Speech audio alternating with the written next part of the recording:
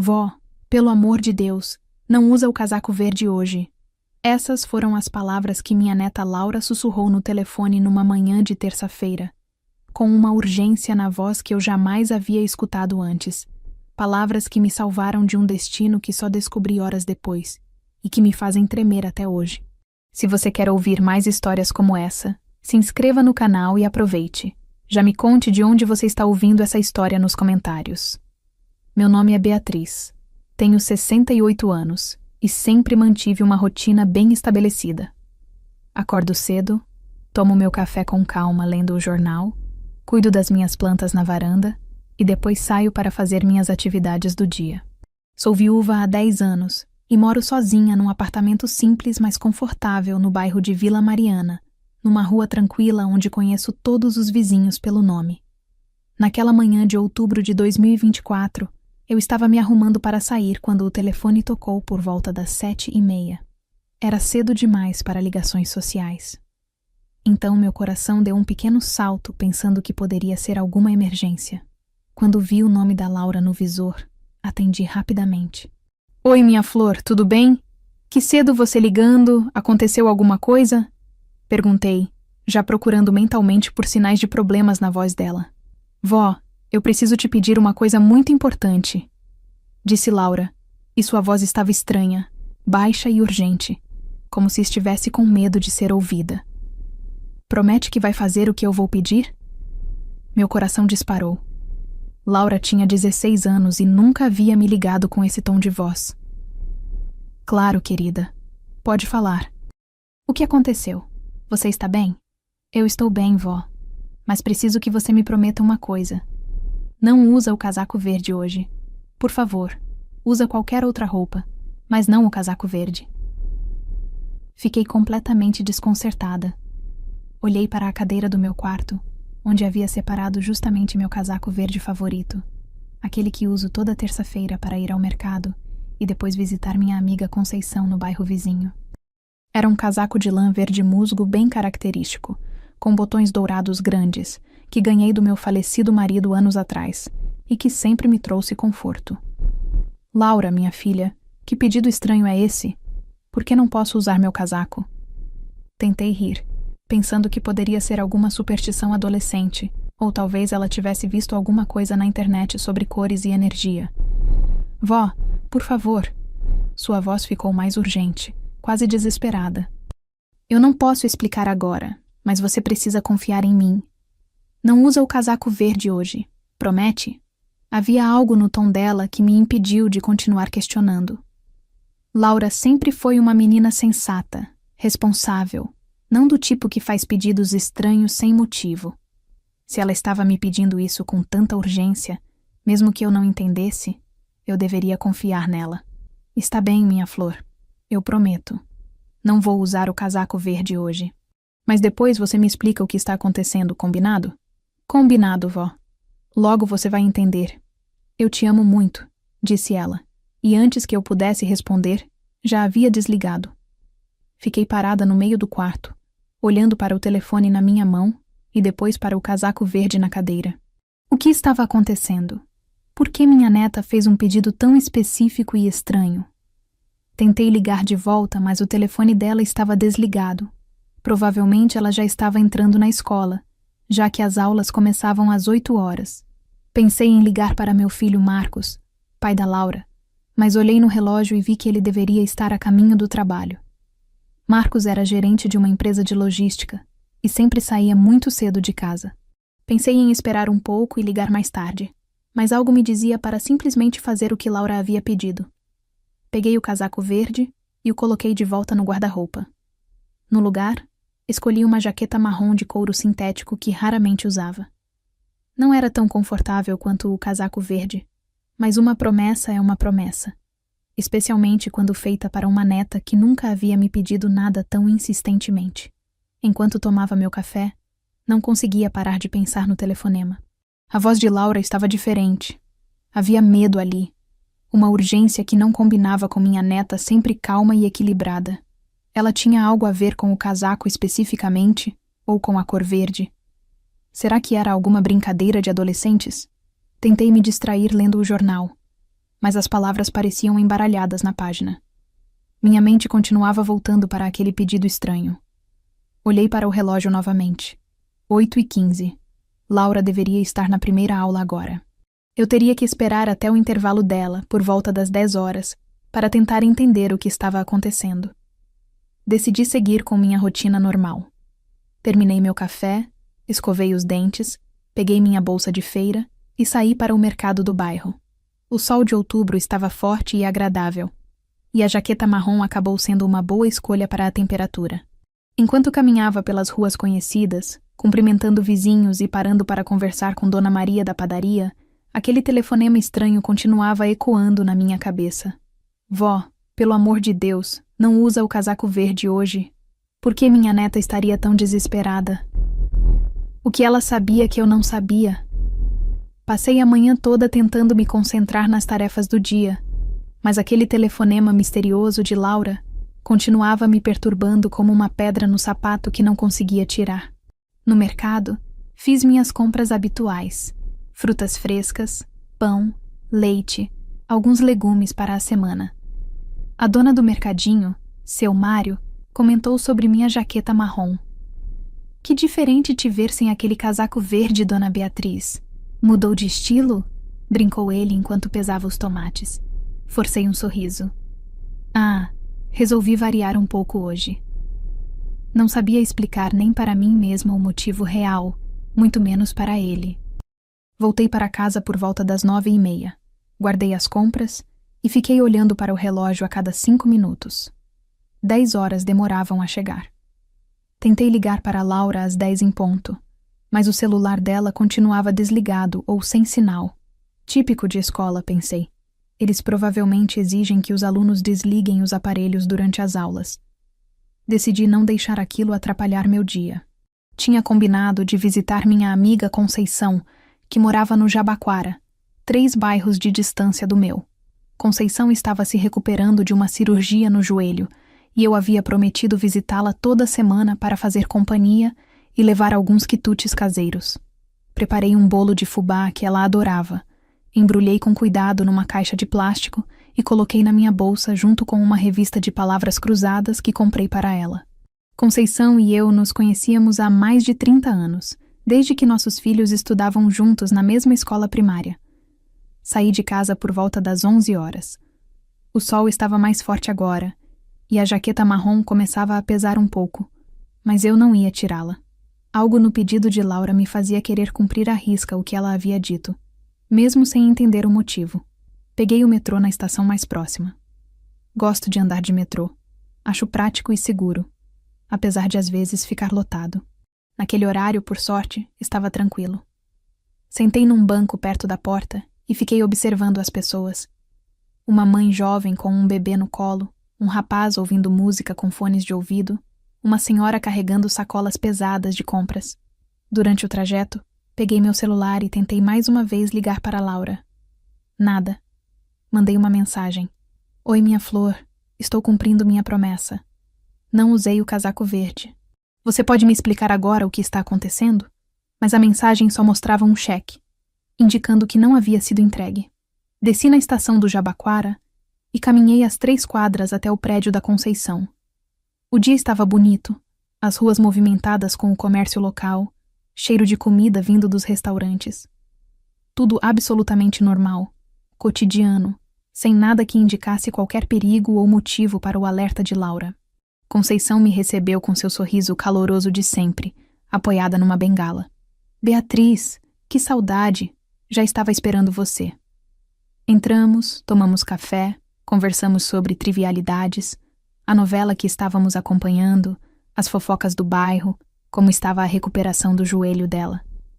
Mas minha cabeça não estava completamente ali. Conceição percebeu. Você está estranha hoje, Bia. Aconteceu alguma coisa? Contei para ela sobre o telefonema de Laura. Conceição franziu a testa, pensativa. Que estranho mesmo. Mas Laura é uma menina sensata, não é? Se ela te pediu isso, deve ter um motivo. Você fez bem em confiar nela. Eu sei, mas não consigo parar de pensar no que pode ser. A voz dela estava tão... diferente. Assustada, sabe?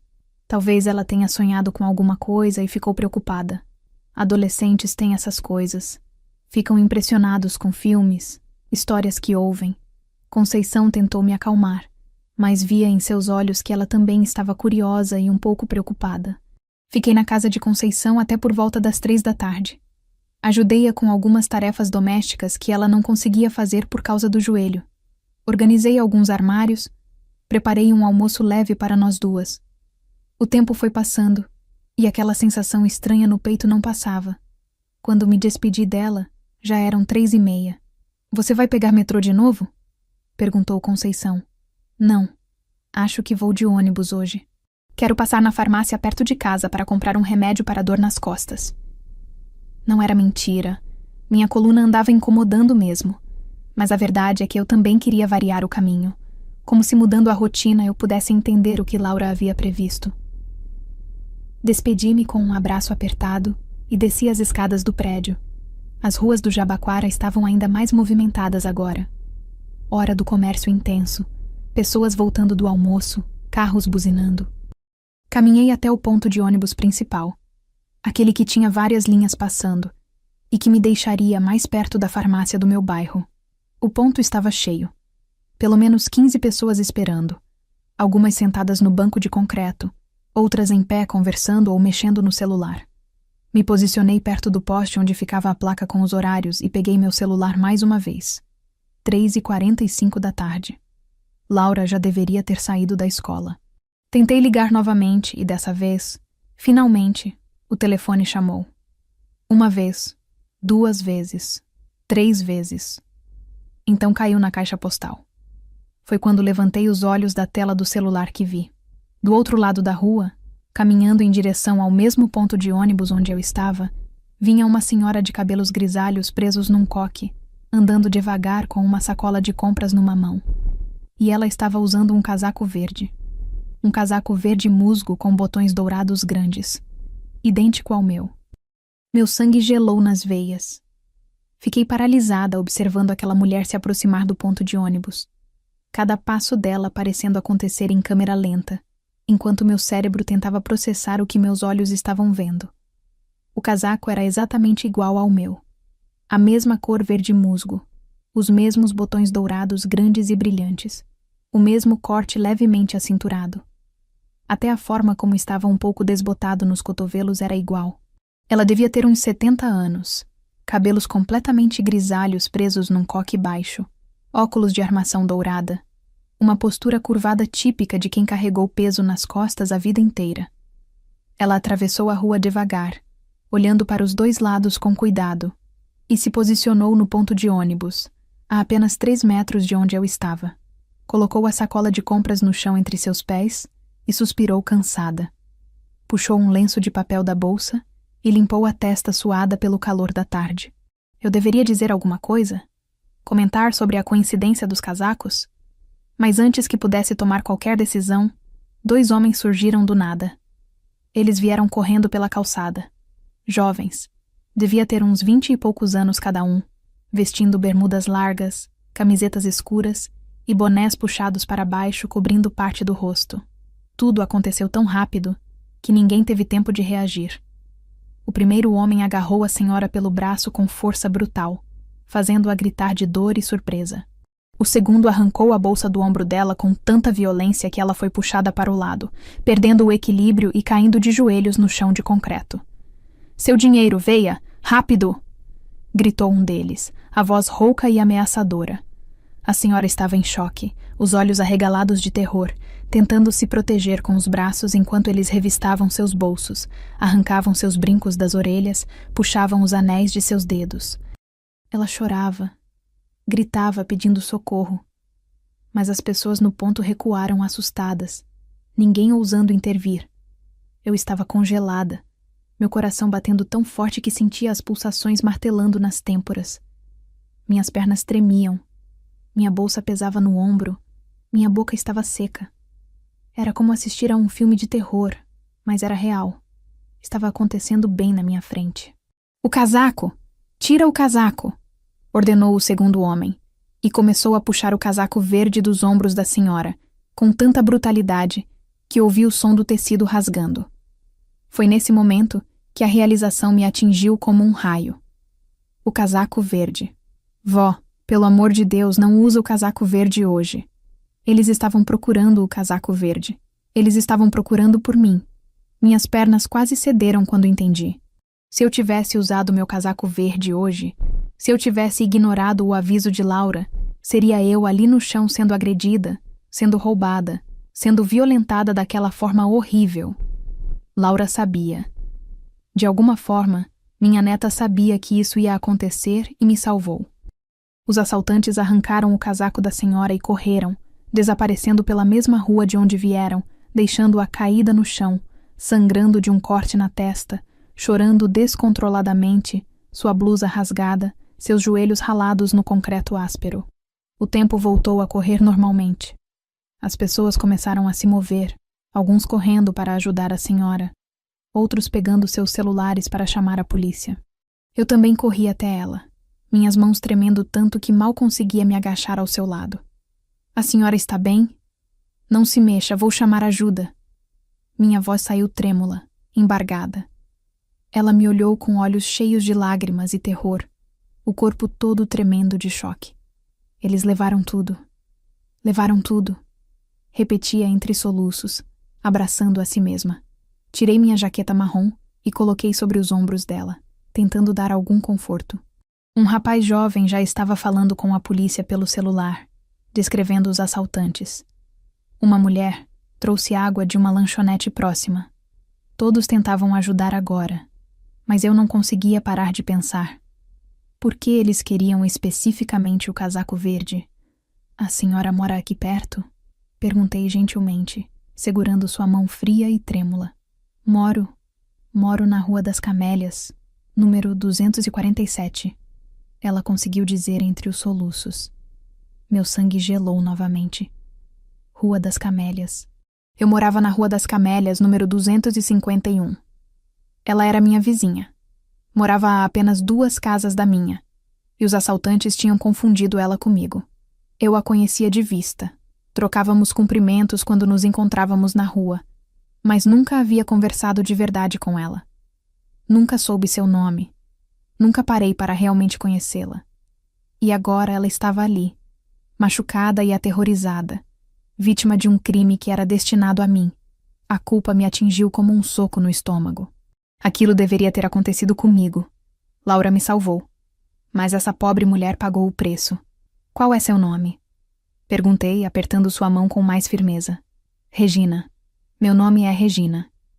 Ela sussurrou, limpando as lágrimas do rosto com as costas da mão trêmula. Regina, meu nome é Beatriz. Eu moro na mesma rua que você. A polícia já está vindo. Você vai ficar bem. Eu vou ficar aqui com você. Não vou te deixar sozinha. As sirenes da polícia começaram a soar ao longe, ficando cada vez mais próximas.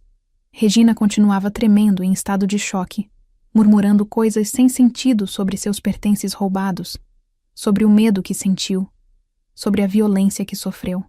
E eu continuava ali, segurando a mão dela, mas minha mente estava completamente focada em uma única coisa. Como minha neta de 16 anos sabia que isso ia acontecer?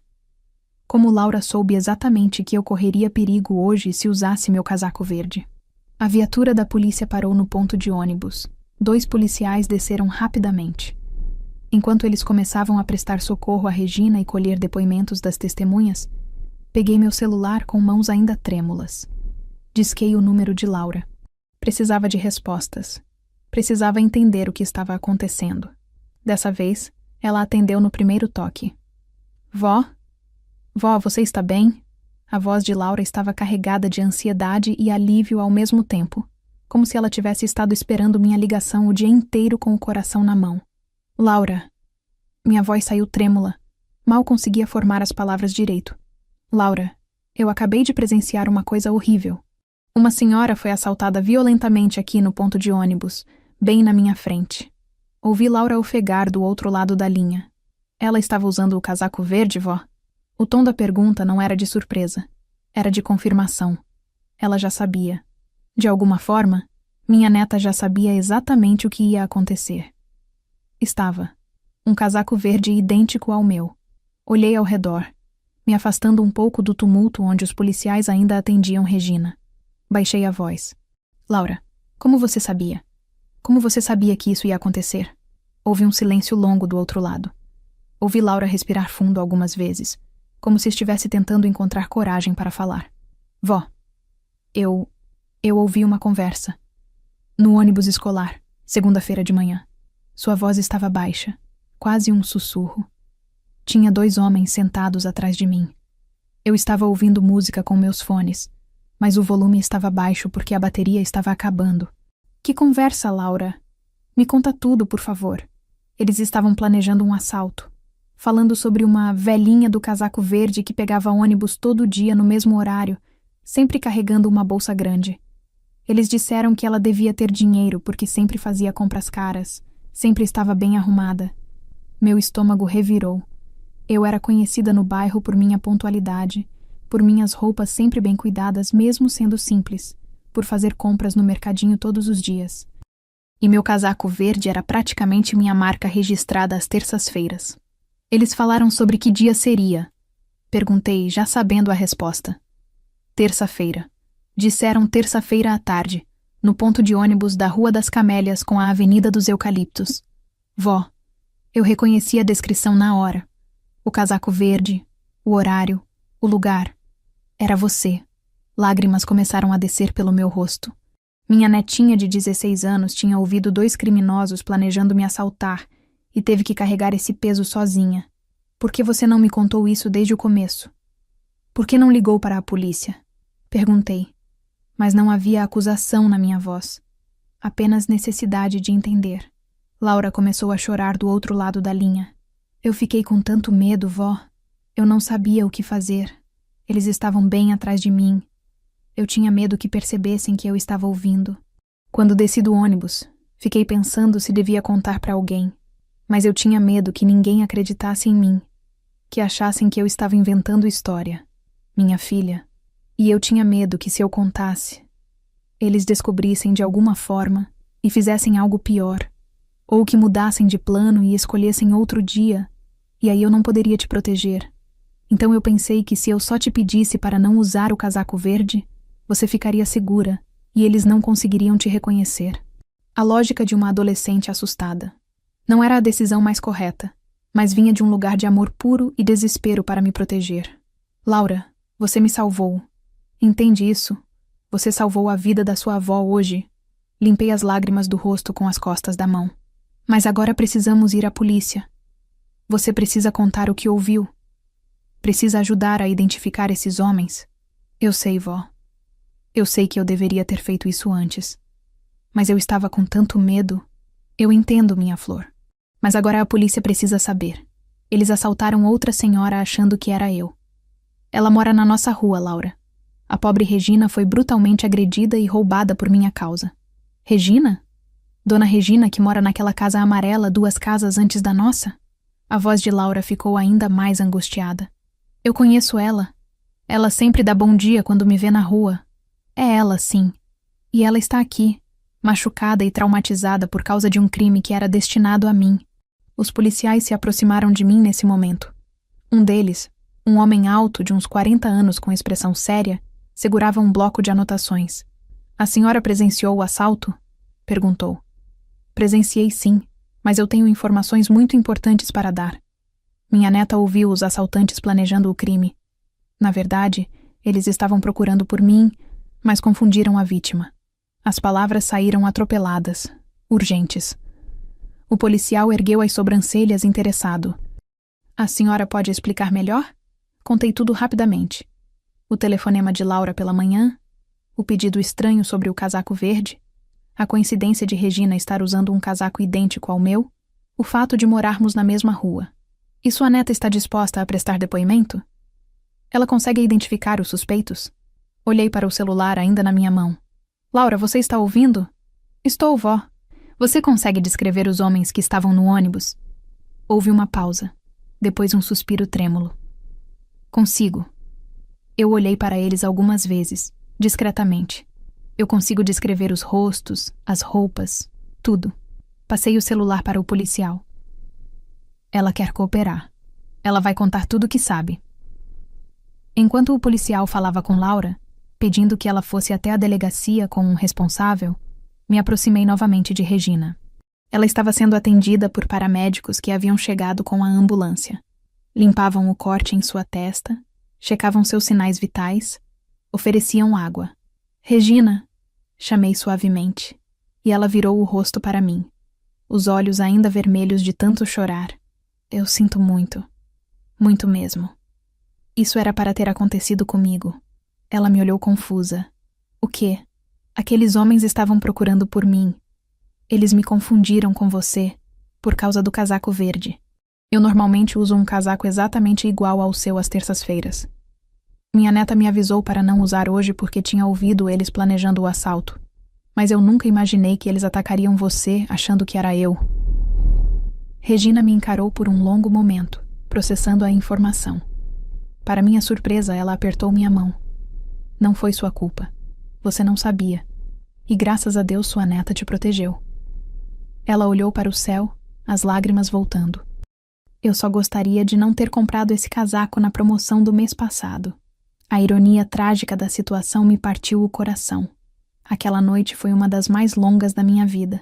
Depois do depoimento no local do crime, os policiais me acompanharam até a delegacia para formalizar minha versão dos fatos. Passei horas repetindo detalhes do assalto, descrevendo os bandidos, explicando como Regina e eu tínhamos casacos idênticos e como minha neta havia me alertado a evitar justamente aquela peça de roupa. Horas depois, já em casa, liguei para Marcos, meu filho, pedindo para trazer Laura comigo quando retornasse da escola. Precisávamos todos conversar, esclarecer o que havia acontecido e, acima de tudo, colocar a consciência da minha neta em paz. Naquele momento, percebi a coragem necessária para uma adolescente assumir que sabia de algo perigoso e tomar uma decisão, certa ou não, em nome do amor.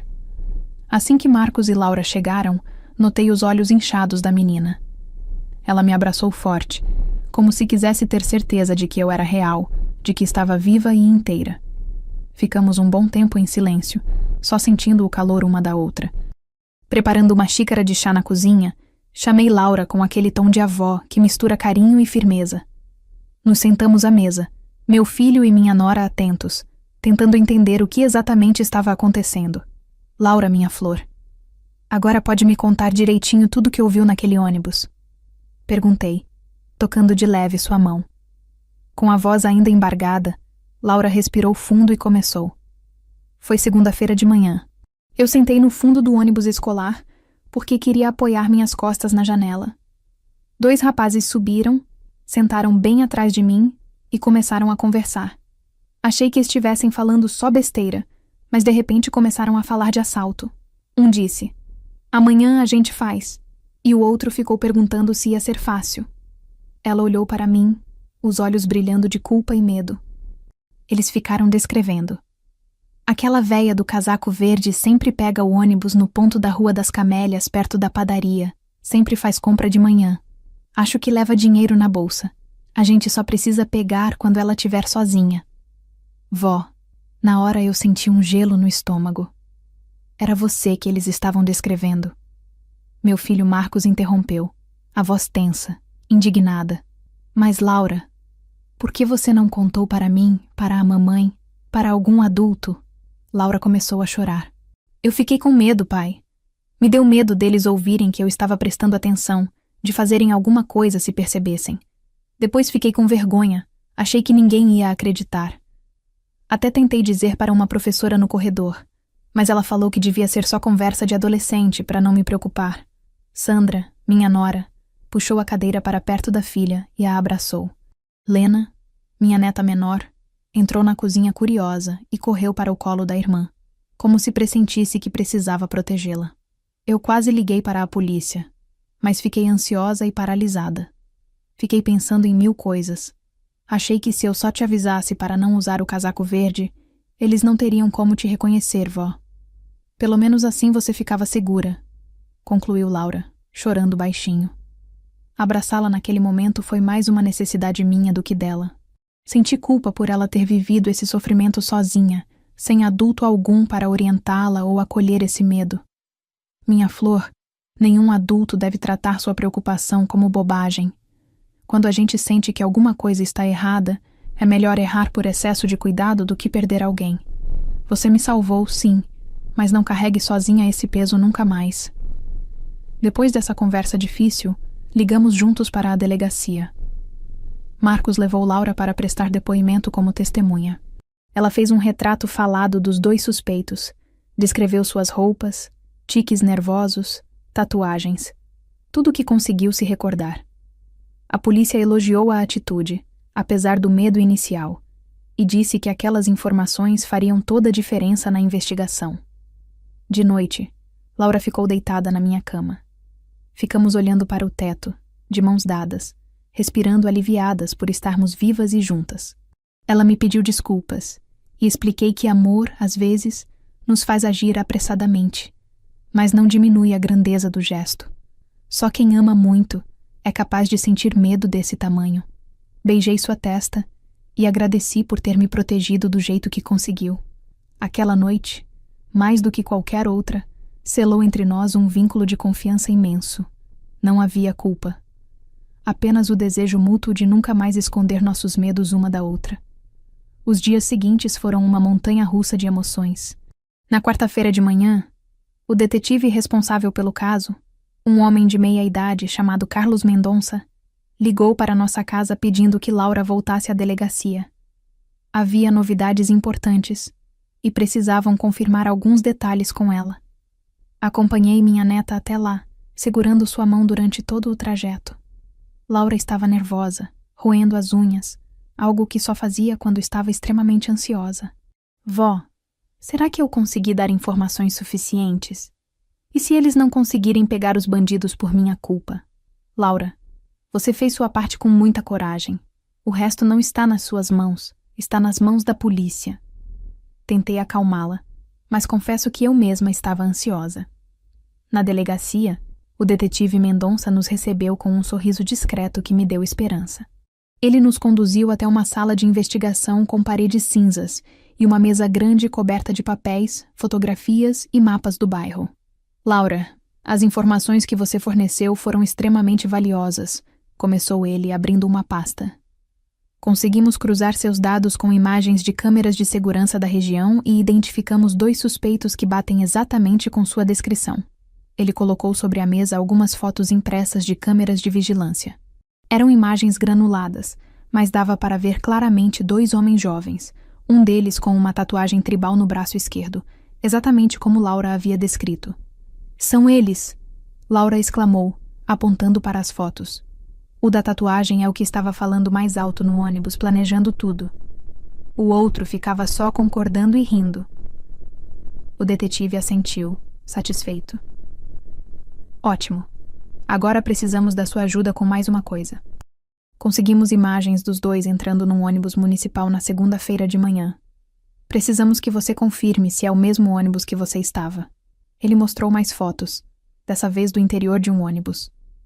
Laura estudou cada imagem com atenção, franzindo a testa, tentando se lembrar de cada detalhe daquele dia que mudou nossas vidas. É esse, sim. Reconheço aquele adesivo colorido na janela dos fundos. E esse banco rasgado aqui na frente. É o mesmo ônibus, confirmou ela, apontando para os detalhes. Perfeito. Temos mais informações também. Depois de analisar o padrão de crimes na região, descobrimos que esses 2 suspeitos fazem parte de uma quadrilha maior que atua no bairro há pelo menos 6 meses. Meu coração acelerou. Uma quadrilha. Não eram apenas 2 criminosos oportunistas, mas parte de algo maior e mais perigoso. Eles têm como alvo principal mulheres idosas que seguem rotinas previsíveis, continuou o detetive, olhando diretamente para mim. Dona Beatriz, a senhora foi observada durante semanas. Eles sabiam seus horários, seus trajetos, até mesmo o que a senhora costumava vestir. O casaco verde era sua marca registrada às terças-feiras. A informação me deixou com a pele arrepiada. Pensar que havia sido vigiada, estudada, escolhida como vítima por tanto tempo sem ter a mínima ideia, me fez sentir violada de uma forma que nunca experimentei. E a dona Regina? Ela estava sendo vigiada também? Perguntei. O detetive balançou a cabeça. Não. Foi realmente um caso de identidade trocada. A senhora Regina comprou aquele casaco há apenas 3 semanas numa promoção. Na terça-feira, foi a primeira vez que ela o usou para sair. Os criminosos a viram de longe, reconheceram o casaco e agiram sem verificar se era realmente a pessoa certa. Meu Deus! Sussurrei. Uma compra casual de roupa havia mudado completamente o destino de 2 pessoas. A boa notícia é que, graças às informações da Laura e às imagens de segurança, conseguimos identificar os 2 suspeitos principais.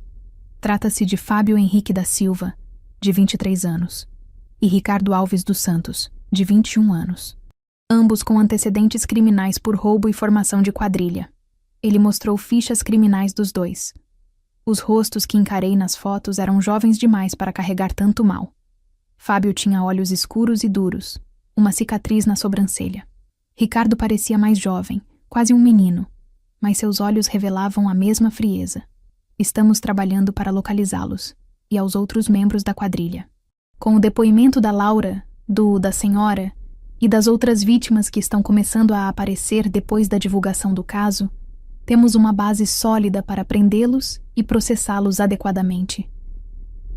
Laura me olhou com os olhos brilhando de lágrimas, mas dessa vez não eram lágrimas de medo ou culpa. Eram lágrimas de alívio. Sua atitude, por mais imperfeita que tivesse sido, estava ajudando a tirar criminosos das ruas. Vocês vão conseguir prender todos? Laura perguntou com a voz pequena. Vamos fazer tudo ao nosso alcance, Laura. E grande parte do mérito será seu. Você foi corajosa, mesmo com medo. Isso fez toda a diferença. Quando saímos da delegacia naquela tarde, o sol brilhava mais forte do que pela manhã. Laura segurava minha mão com firmeza, e pela primeira vez desde o telefonema de terça-feira, vi um sorriso genuíno no rosto dela. Vó, a gente ajudou outras pessoas também, não ajudou? Ajudamos, minha flor. Sua coragem pode salvar outras avós, outras mães, outras mulheres que poderiam ser vítimas dessa quadrilha. E naquele momento, caminhando pela calçada ensolarada de volta para casa, percebi que aquele pesadelo estava se transformando em algo maior. Um ato de coragem que repercutiria muito além de nós 2. Quando chegamos em casa naquela tarde de quarta-feira, encontramos Marcos e Sandra nos esperando na sala, sentados no sofá com expressões tensas e preocupadas. A atmosfera estava carregada, e percebi imediatamente que algo não estava bem. Como foi na delegacia? Marcos perguntou, mas seu tom era seco, controlado demais, como se estivesse segurando algo dentro de si. Foi bem, pai. O detetive disse que minhas informações ajudaram muito e que eles já identificaram os criminosos. Laura respondeu com um sorriso tímido, esperando aprovação. Mas em vez de orgulho ou alívio, o que vi no rosto do meu filho foi raiva. Uma raiva contida que começou a transbordar quando ele se levantou do sofá bruscamente. Laura, você tem noção da gravidade do que fez? Sua voz subiu de tom, e a menina deu um passo para trás, assustada. Você ouviu criminosos planejando um assalto violento e não contou para nenhum adulto. Nem para mim, nem para sua mãe, nem para a diretoria da escola. Marcos, espera. Tentei intervir, mas ele levantou a mão me pedindo silêncio. Não, mãe. Isso precisa ser dito. Laura, você colocou sua avó em perigo. E se o plano deles fosse pior? E se eles resolvessem ir até a casa dela? E se o aviso do casaco não tivesse sido suficiente? Laura começou a chorar, as lágrimas descendo pelo rosto enquanto encarava o pai. Eu estava tentando proteger a vovó. Eu pensei que era a melhor forma. A melhor forma? Sandra se levantou também, juntando-se ao marido. Laura, você tem 16 anos. Não é sua responsabilidade lidar com criminosos sozinha. Você deveria ter confiado em nós. Eu tentei. Laura gritou de volta, a voz quebrando. Eu tentei falar com a professora Márcia no corredor da escola na segunda à tarde, mas ela disse que eu estava exagerando, que devia ser só conversa de adolescente bravateando. Ninguém ia acreditar em mim. Então você devia ter insistido. Devia ter vindo falar comigo assim que chegou em casa. Marcos estava realmente furioso agora, o rosto vermelho, as veias saltadas no pescoço. Você não tem ideia do que poderia ter acontecido. Sua avó poderia estar morta agora. Chega! Minha voz saiu mais alta do que pretendia, ecoando pela sala e fazendo todos se calarem instantaneamente. Marcos, Sandra, parem com isso agora. Coloquei-me na frente de Laura, protegendo-a fisicamente da raiva dos pais. Minha neta soluçava atrás de mim, tremendo de medo e angústia. Vocês têm ideia do que essa menina passou? Continuei, minha voz firme, mas carregada de emoção. Ela ouviu 2 criminosos planejando me fazer mal e teve que carregar esse peso sozinha por um dia inteiro. Uma adolescente de 16 anos. Exatamente, mãe. Por isso ela deveria ter contado para adultos. Marcos rebateu. Ela tentou. Ela disse que tentou falar com uma professora e foi ignorada. Vocês já pararam para pensar no desespero que ela deve ter sentido? No medo de não ser levada a sério? No terror de que se contasse os criminosos pudessem descobrir e fazer algo pior? Sandra balançou a cabeça, cruzando os braços. Beatriz, com todo respeito, você está passando a mão na cabeça dela. Laura precisa entender a gravidade de ter guardado essa informação. Alguém foi brutalmente agredido por causa disso. Alguém foi agredido por causa de criminosos, não por causa da Laura. Minha voz tremeu de indignação. Regina foi vítima de bandidos, não da minha neta. Laura fez o que conseguiu com os recursos emocionais de uma adolescente assustada. Ela me salvou, mas ela podia ter feito mais. Marcos insistiu. Ela podia ter ligado para a polícia direto. Podia ter contado para nós assim que chegou em casa na segunda à noite. Laura se soltou de trás de mim e encarou os pais, o rosto molhado de lágrimas, mas com uma determinação que eu nunca tinha visto nela. Vocês não entendem. Eu estava apavorada. Aqueles homens estavam bem atrás de mim. Eu podia sentir a presença deles. Eu tinha medo que percebessem que eu estava ouvindo, que virassem para mim e fizessem alguma coisa ali mesmo. Laura. Sandra tentou se aproximar, mas a menina recuou. Quando desci do ônibus, minhas mãos estavam tremendo tanto que mal conseguia segurar a mochila. Fiquei o dia inteiro na escola sem conseguir prestar atenção em nada, só pensando em como proteger a vovó. Quando cheguei em casa à noite, vocês 2 estavam discutindo sobre as contas, sobre o trabalho, sobre 1000 problemas. Como eu ia chegar e falar, oi, ouvi uns bandidos planejando assaltar a vovó. O silêncio que se seguiu foi pesado e desconfortável. Marcos e Sandra trocaram olhares, e vi a raiva nos rostos deles começando a dar lugar a outra coisa. Culpa, talvez, ou a percepção tardia de que tinham sido duros demais. Eu fiz o melhor que consegui com o que eu tinha. Laura continuou, a voz mais baixa agora, exausta.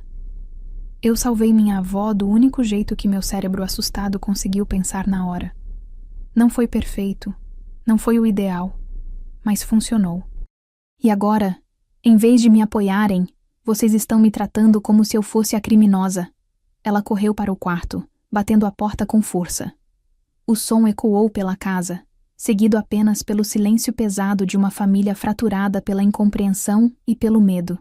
Olhei para meu filho e minha nora com uma mistura de decepção e compreensão.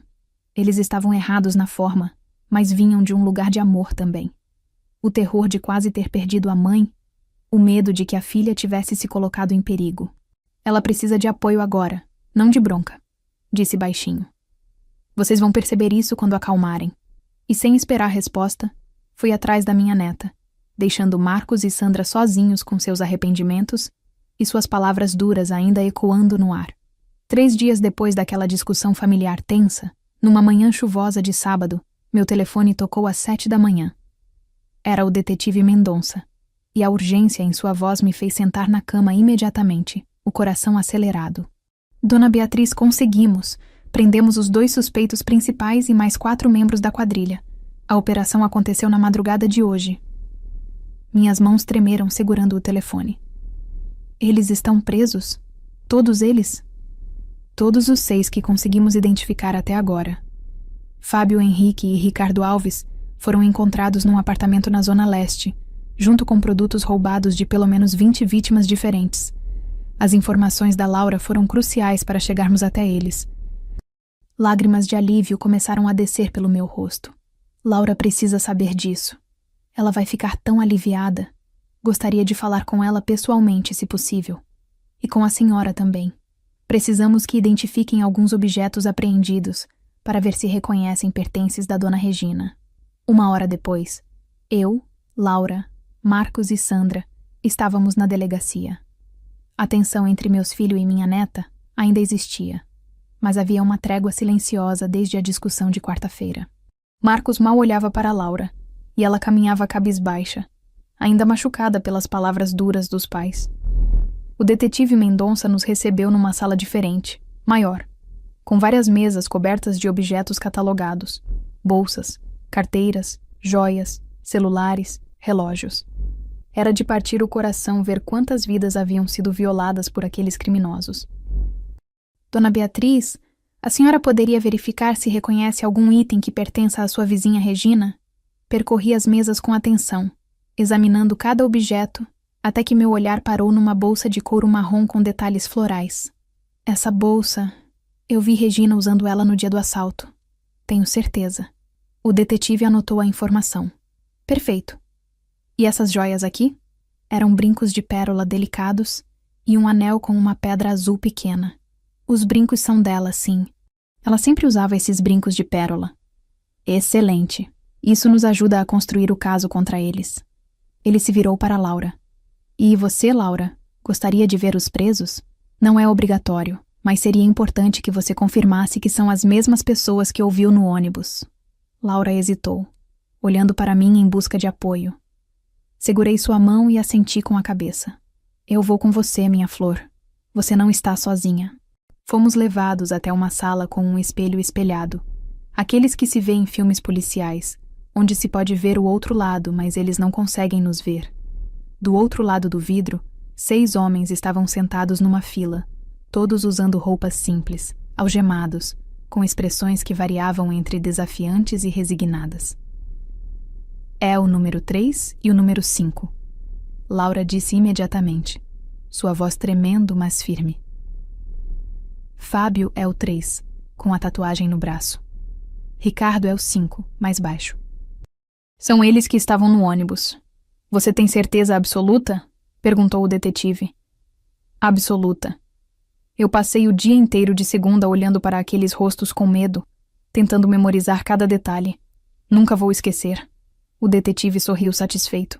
Perfeito! Com sua identificação positiva, junto com as câmeras de segurança e os objetos roubados encontrados com eles, temos um caso sólido. Quando voltamos para a sala anterior, havia uma surpresa nos esperando. Regina estava lá, sentada numa cadeira, o rosto ainda marcado por pequenos hematomas do assalto. Mas seus olhos brilhavam ao nos ver. Beatriz! Laura! Ela se levantou, um pouco trôpega ainda, e caminhou até nós. O detetive me ligou contando que pegaram os bandidos. Eu vim agradecer pessoalmente. Ela se virou para Laura e, para a surpresa de todos, a abraçou forte. Minha menina, você foi tão corajosa. Por causa de você, esses homens não vão fazer isso com mais ninguém. Laura começou a chorar, abraçando Regina de volta. Eu sinto tanto pelo que aconteceu com a senhora. Se eu tivesse contado para a polícia antes, talvez... Não, Regina a interrompeu, segurando o rosto da menina entre as mãos. Não carregue essa culpa. Você fez o que conseguiu com os recursos que tinha. E olha o resultado. 6 criminosos presos. Quantas avós, quantas mães, quantas mulheres você salvou com sua atitude? O detetive Mendonça se aproximou com um envelope na mão. Na verdade, temos mais novidades. Depois que divulgamos as prisões na imprensa, 7 outras vítimas apareceram. Mulheres que foram assaltadas nos últimos meses, pela mesma quadrilha, mas tinham medo de denunciar. Agora, vendo que os criminosos foram presos, elas se sentiram seguras para vir até nós.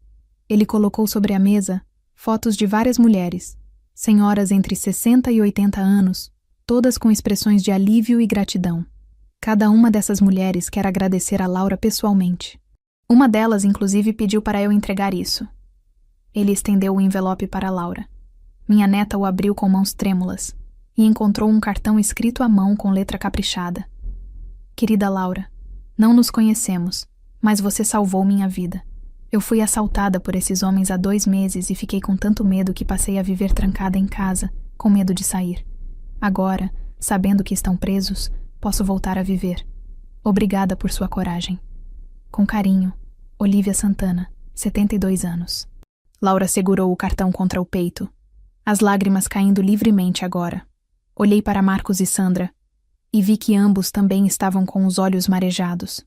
Meu filho passou a mão pelo rosto, limpando as lágrimas, e pela primeira vez desde a discussão, olhou realmente para a filha. Laura. Sua voz saiu rouca, cheia de emoção. Nós erramos. Erramos muito. Sandra assentiu, se aproximando da filha. Você foi incrível, minha filha, e nós fomos injustos. Laura correu para os braços dos pais, e os três ficaram ali, abraçados, chorando, finalmente encontrando a paz que faltava desde aquela quarta-feira tempestuosa. E eu, observando minha família se reconciliar enquanto Regina segurava minha mão, entendi que às vezes o bem nasce das situações mais improváveis e a coragem vem nos tamanhos mais inesperados. A semana seguinte à prisão dos criminosos foi surpreendente de maneiras que nunca imaginei. Na segunda-feira pela manhã, o jornal local publicou uma matéria de capa inteira sobre o caso. Adolescente corajosa ajuda a desarticular quadrilha que aterrorizava idosas no bairro. A foto de Laura, tirada com sua autorização, estava estampada ao lado de fotos dos criminosos presos. O texto descrevia em detalhes como ela havia ouvido a conversa no ônibus e, mesmo com medo, tomou a atitude de proteger a avó e ajudar na investigação que levou à prisão de 6 criminosos. Quando Laura chegou na escola naquela manhã, foi recebida de forma completamente diferente. Colegas que mal falavam com ela se aproximaram para parabenizá-la. Professores que haviam ignorado sua preocupação inicial, agora a elogiavam nos corredores. A diretora, uma senhora severa chamada Professora Margarida, a chamou em sua sala. Laura, eu li a matéria do jornal. Preciso te pedir desculpas, disse a diretora, removendo os óculos e olhando diretamente para a menina. A professora Márcia me contou que você tentou alertá-la sobre algo suspeito e foi ignorada. Isso foi um erro grave de nossa parte. Deveríamos ter te ouvido com mais atenção. Laura, ainda surpresa com toda a atenção repentina, assentiu timidamente. Eu entendo que parecia exagero, professora. Eu mesma não tinha certeza se estava interpretando certo. Ainda assim, quando um aluno vem até nós preocupado, é nossa obrigação investigar. Quero que saiba que estou implementando um novo protocolo na escola. Qualquer relato de situação potencialmente perigosa será levado diretamente à diretoria e, se necessário, às autoridades competentes. Na quarta-feira, a escola organizou uma assembleia especial. O auditório estava lotado com alunos, professores, pais e até alguns membros da comunidade. Laura foi convidada para subir ao palco, ao lado do detetive Mendonça e de um representante da Secretaria de Segurança Pública. Sentei na primeira fila, ao lado de Marcos e Sandra, meu coração transbordando de orgulho, enquanto observava minha neta no palco, nervosa, mas digna, segurando o microfone com mãos ligeiramente trêmulas. Laura demonstrou uma coragem excepcional, disse o detetive Mendonça para a plateia. Ela estava assustada. Era apenas uma adolescente ouvindo criminosos planejarem um crime violento, mas não ficou indiferente. Ela agiu, e graças à sua atitude, não apenas salvou sua avó, mas contribuiu para tirar das ruas uma quadrilha responsável por mais de 20 crimes contra idosas. Os aplausos ecoaram pelo auditório. Vi lágrimas nos olhos de muitos presentes, principalmente das mães e avós que entendiam exatamente o que aquilo significava. O representante da Secretaria de Segurança se aproximou de Laura com um certificado emoldurado. Em nome do governo e da comunidade, queremos honrar Laura Ferreira Santos com o certificado de cidadania exemplar, por sua coragem cívica e contribuição inestimável para a segurança pública. Mais aplausos, mais emoção. Laura segurou o certificado com cuidado, como se fosse a coisa mais preciosa do mundo. E quando seus olhos encontraram os meus na plateia, vi ali toda a jornada que fizemos juntas. Do medo inicial à redenção final. Mas o momento mais emocionante ainda estava por vir. A diretora voltou ao microfone e anunciou: Temos mais algumas pessoas que gostariam de falar com Laura. Das portas laterais do auditório, começaram a entrar mulheres idosas, uma por uma. Reconheci Regina imediatamente, mas havia outras. 7 mulheres que eu não conhecia, todas com idade entre 60 e 80 anos. Eram as vítimas da quadrilha que haviam aparecido depois das prisões. Elas subiram ao palco, algumas com dificuldade, outras apoiadas em bengalas, e formaram uma linha ao lado de Laura. Regina foi a primeira a falar, pegando o microfone com mãos ainda levemente trêmulas. Meu nome é Regina Silva, tenho 70 anos e fui vítima dessa quadrilha há uma semana. Mas estou aqui hoje, viva e me recuperando, porque esta jovem ao meu lado teve a coragem que muitos adultos não teriam. Laura, você é minha heroína. Uma por uma, as outras mulheres se apresentaram, cada uma contando brevemente sua história de terror e trauma, cada uma agradecendo a Laura por ter ajudado a colocar seus agressores atrás das grades. Eu sou Olivia Santana. Fui assaltada há 2 meses e desde então não conseguia sair de casa sozinha. Agora posso voltar a viver. Meu nome é Conceição Rodrigues. Perdi a aliança do meu falecido marido no assalto. Graças a Laura, a polícia recuperou e devolveu ela para mim. Sou Teresa Almeida. Esses homens me deixaram com tanto medo que desenvolvi síndrome do pânico. Mas agora, sabendo que estão presos, posso começar a me curar. Os depoimentos continuaram, cada um mais emocionante que o anterior. O auditório estava em silêncio absoluto, apenas o som de soluços discretos e narizes sendo assoados. Olhei para o lado e vi Marcos chorando abertamente, Sandra com as mãos no rosto, ambos finalmente compreendendo completamente a magnitude do que sua filha havia feito. Quando a última mulher terminou de falar, todas elas abraçaram Laura simultaneamente. Um abraço coletivo de gratidão e amor que simbolizava muito mais do que palavras poderiam expressar. Minha neta estava no centro daquele abraço, chorando, mas eram lágrimas de alívio, de realização, de saber que seu medo e sua coragem não tinham sido em vão. O auditório inteiro se levantou em standing ovation. 300 pessoas aplaudindo, gritando palavras de apoio, celebrando não apenas a coragem de uma adolescente, mas a prova de que um único ato de bravura pode mudar o destino de muitas vidas. Quando finalmente descemos do palco e nos encontramos no saguão da escola, Laura correu para meus braços. Vó, eu não esperava nada disso. Eu só queria te proteger. Eu sei, minha flor. E você fez muito mais do que isso.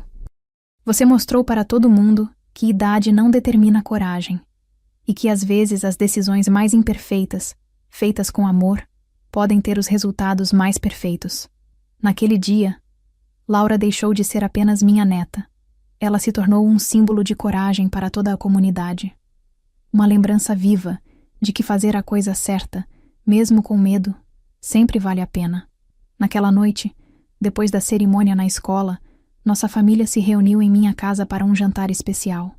Marcos e Sandra haviam se oferecido para cozinhar, numa tentativa clara de reconciliação, e eu aceitei com carinho, entendendo que eles precisavam desse gesto de reparação. A mesa estava posta com cuidado, velas acesas, a comida cheirando maravilhosamente.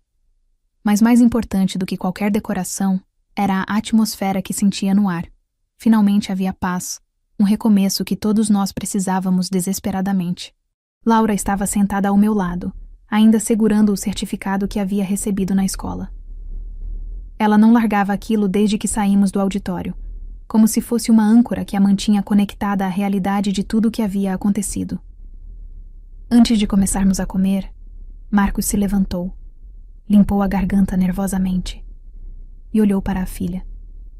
Seus olhos estavam vermelhos, e eu sabia que ele havia chorado muito desde a cerimônia.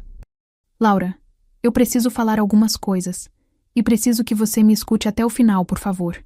Sua voz estava carregada de emoção. Quando soube do que você tinha feito, do que você tinha guardado para si mesma, minha primeira reação foi de raiva. Eu fiquei com tanto medo retroativo de tudo que poderia ter dado errado, tanto terror de imaginar você ouvindo aqueles criminosos, tanta angústia pensando que poderia ter perdido minha mãe. Ele parou, engolindo em seco, lutando contra as lágrimas. Mas eu estava errado, completamente errado. Eu deveria ter te abraçado primeiro e te dado todo o apoio do mundo. Em vez disso, eu te culpei. Te fiz sentir como se tivesse feito algo errado quando, na verdade, você foi a pessoa mais corajosa que eu conheço. Sandra se levantou também, ficando ao lado do marido. Laura, eu também errei. Muito. Quando vi aquelas mulheres hoje no auditório, quando ouvi cada uma delas agradecendo a você, quando percebi quantas vidas você tocou com sua coragem, eu entendi o quão injusta fui. Ela se aproximou de Laura, ajoelhando-se ao lado da cadeira da filha. Você é uma adolescente de 16 anos que teve que tomar decisões de adulto numa situação impossível. E sabe o que é mais incrível? Você tomou a decisão certa. Do seu jeito, com seus recursos, com seu coração puro tentando proteger quem você ama. Eu deveria ter celebrado isso desde o começo. Laura começou a chorar, as lágrimas caindo silenciosamente pelo rosto. Eu estava com tanto medo de ter decepcionado vocês. Quando vocês gritaram comigo, quando disseram que eu tinha colocado a vovó em perigo, eu pensei que vocês nunca mais iam me perdoar. Não, minha filha. Marcos se ajoelhou também, e agora ambos os pais estavam de joelhos na frente da adolescente. Nós é que precisamos do seu perdão. Nós falhamos com você quando você mais precisava de apoio. Estávamos tão consumidos pelo nosso próprio medo e pela nossa própria culpa de não ter percebido o que você estava passando que acabamos projetando tudo isso em você. E a verdade, Sandra continuou, segurando as mãos da filha, é que você me lembra muito de mim quando tinha sua idade, tentando resolver tudo sozinha, com medo de incomodar os adultos, achando que precisa ser forte o tempo todo. Mas, Laura, você não precisa ser forte sozinha. Nós somos sua família. Nós estamos aqui para dividir os pesos com você. Laura abraçou os pais com força, os três formando um círculo de perdão e amor no meio da minha sala de jantar. Eu assisti àquela cena com lágrimas nos olhos, meu coração transbordando de gratidão por ver minha família se reconectando, se curando das feridas que as palavras duras haviam causado. Depois que o momento passou e todos se recompuseram, finalmente nos sentamos para comer. A conversa durante o jantar foi leve, pontuada por risadas e lembranças. Uma família redescobrindo a alegria de estar junta sem o peso da culpa ou da raiva. Foi quando estávamos na sobremesa que Marcos tirou uma pequena caixa de veludo do bolso. Mãe, nós temos algo para você também. Peguei a caixa intrigada e a abri. Dentro havia um cordão de ouro delicado com um pingente em forma de coração. Era simples, mas elegante, claramente escolhido com carinho. Esse cordão pertenceu à vovó Carmen, sua mãe, explicou Marcos. Ela me deu antes de falecer, pedindo que eu guardasse para um momento especial. Não consigo pensar em momento mais especial do que este. Minha mãe. Carmen havia sido uma mulher forte, resiliente, que me criou sozinha depois que meu pai nos abandonou. Ela sempre usava aquele cordão, e eu me lembrava de brincar com o pingente quando era pequena, sentada no colo dela. Marcos, eu não sabia que você tinha guardado isso. Eu estava esperando o momento certo. E percebi hoje, vendo tudo o que aconteceu, vendo como você protegeu Laura mesmo quando nós estávamos sendo injustos, vendo o amor incondicional que você tem por todos nós. Percebi que você é exatamente como a vovó Carmen foi. Uma matriarca forte, corajosa, que protege sua família acima de tudo. Segurei o cordão com mãos trêmulas, sentindo o peso da história e do amor que aquela pequena peça de ouro carregava. Você pode colocar em mim? Laura se levantou rapidamente. Deixe eu colocar, vó. Com dedos cuidadosos, minha neta prendeu o cordão no meu pescoço. Quando terminei, ela me abraçou por trás, apoiando a cabeça no meu ombro. Agora você tem um pedaço da sua mãe sempre com você, assim como eu sempre vou ter um pedaço de você comigo. Na verdade, Sandra interveio, estendendo uma segunda caixa pequena para Laura. Nós também temos algo para você. Laura abriu a caixa e encontrou um cordão idêntico ao meu, com o mesmo pingente de coração. Nós mandamos fazer uma réplica, explicou Sandra, para que você e sua avó tenham sempre uma conexão visível, uma lembrança de que vocês duas têm um laço especial que nada pode quebrar. Laura olhou de mim para o cordão, de volta para mim, e começou a chorar de novo. Mas eram lágrimas felizes agora. Posso usar sempre? Sempre. Respondi. minha própria voz embargada. E quando você tiver sua própria neta um dia, pode passar para ela, continuando essa tradição de amor e coragem que sua bisavó Carmen começou. Naquela noite, quando todos já haviam ido embora e eu estava sozinha em casa, toquei o pingente no meu pescoço e pensei em como a vida pode mudar tão drasticamente em questão de dias. Um telefonema misterioso havia se transformado em uma jornada de terror, coragem, conflito e, finalmente, redenção. Olhei pela janela e vi Laura acenando do carro antes de partirem. Ela tocou o próprio cordão e sorriu, e eu soube que, não importa o que o futuro trouxesse, aquele laço entre nós seria eterno. 6 meses se passaram desde aquele telefonema que mudou nossas vidas para sempre. Era abril de 2024, e o outono pintava as árvores da minha rua com tons de dourado e vermelho, criando uma paisagem que refletia perfeitamente a transformação pela qual todos nós havíamos passado. Sentada na varanda da minha casa numa manhã de sábado, tomando meu café enquanto lia o jornal, refleti sobre tudo o que havia acontecido desde aquela terça-feira fatídica. O julgamento dos 6 membros da quadrilha havia acontecido no mês anterior, e todos foram condenados a penas que variavam entre 8 e 15 anos de prisão. Laura teve que testemunhar, e eu estava ao seu lado durante todo o processo, segurando sua mão enquanto ela recontava corajosamente tudo o que havia ouvido naquele ônibus. A comunidade havia mudado também. O caso ganhou tanta repercussão que a prefeitura implementou um programa de segurança especificamente voltado para idosos. Novas câmeras de vigilância foram instaladas nos pontos de ônibus mais movimentados. Uma linha telefônica direta foi criada para denúncias anônimas.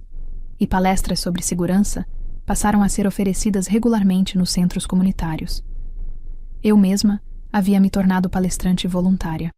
Uma vez por mês, visitava grupos de idosos em centros de convivência para falar sobre a importância de manter rotinas imprevisíveis, de estar atento aos arredores, de confiar nos instintos quando algo parecia errado.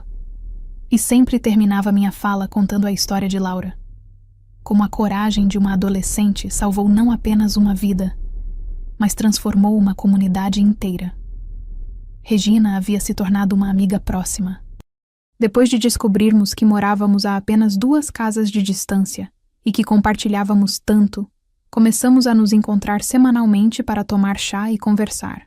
Ela ainda tinha pesadelos ocasionais sobre o assalto, mas estava fazendo terapia e se recuperando bem, tanto física quanto emocionalmente. Sabe, Beatriz, ela me disse numa de nossas conversas, eu costumava ter raiva daquele dia. Raiva de ter comprado aquele casaco. Raiva de ter sido confundida com você. Raiva do destino. Mas hoje eu vejo diferente. Nós 2 sobrevivemos, os bandidos foram presos, e outras mulheres foram salvas. Às vezes, o que parece uma tragédia é apenas o universo nos colocando exatamente onde precisamos estar para causar mudanças importantes. Quanto ao casaco verde, eu nunca mais o usei. Doei-o para uma instituição de caridade, junto com várias outras peças de roupa. Não por medo, mas por simbolismo. Aquele casaco representava uma época da minha vida que havia ficado para trás. Agora eu usava cores diferentes, variava meus horários, mudava minhas rotinas. Não por paranoia, mas por consciência renovada de que previsibilidade pode ser perigosa. Laura floresceu nos meses seguintes de maneiras que me encheram de orgulho. Ela havia se tornado uma líder natural na escola, organizando campanhas de conscientização sobre segurança e criando um grupo de apoio para estudantes que testemunhavam ou ouviam sobre crimes. Sua nota em cidadania era a mais alta da turma, e ela estava sendo cogitada para representante estudantil. Mais importante ainda, nossa relação havia se aprofundado de maneiras que eu nunca imaginei possíveis. Ela vinha me visitar pelo menos 3 vezes por semana, e conversávamos sobre tudo, desde suas preocupações com provas escolares até seus sonhos para o futuro. Ela queria estudar direito, me contou certa vez, para defender vítimas de crimes e trabalhar pelo sistema de justiça. Foi aquilo tudo que vivemos, vó, explicou ela, tocando o cordão que sempre usava no pescoço. Me fez perceber que quero dedicar minha vida a ajudar pessoas que passam por situações difíceis. Quero ser a voz de quem não tem voz. Naquela manhã de sábado, Enquanto eu terminava meu café na varanda, vi Laura descendo da bicicleta na frente de casa. Ela estava acompanhada de 2 amigas da escola, e as 3 carregavam pastas e papéis. Oi, vó. Trouxe as meninas aqui para você contar sua história para o projeto da escola, disse ela animada, subindo os degraus da varanda. Estamos fazendo um documentário sobre cidadania ativa para apresentar na Feira de Ciências. Sorri, fazendo espaço para as 3 adolescentes se sentarem. Claro, minha flor. Sobre o que vocês querem saber? E enquanto contava mais uma vez a história daquele telefonema misterioso, daquele pedido estranho para não usar o casaco verde, vi nos olhos das amigas de Laura a mesma admiração que via nos olhos de todos que ouviam nossa jornada. Mas mais importante, vi Laura ouvindo como se fosse a primeira vez, com um sorriso orgulhoso no rosto e a mão tocando inconscientemente o pingente de coração no pescoço. Mais tarde naquela tarde, quando as meninas já haviam partido e eu estava sozinha novamente, recebi uma ligação. Era do detetive Mendonça. Dona Beatriz, liguei para dar uma notícia. Acabamos de prender mais 2 membros da quadrilha que estavam foragidos. E sabe como conseguimos?